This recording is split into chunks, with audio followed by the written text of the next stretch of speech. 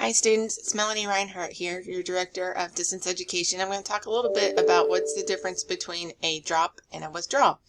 When you enroll in courses on the schedule, you will see there's a last day to drop with a refund and a date to withdraw. So what's the difference?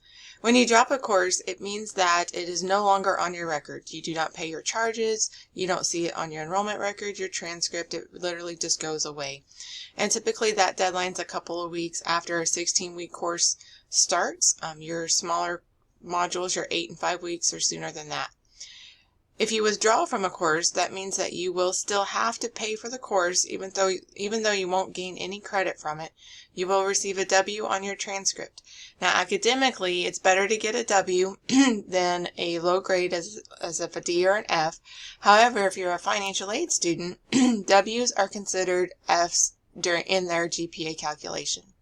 So hopefully this helps you make some decisions about your grades and your coursework. If you have any questions or need anything at all, feel free to holler at us at online@sscok.edu or give us a call at 405-382-9577.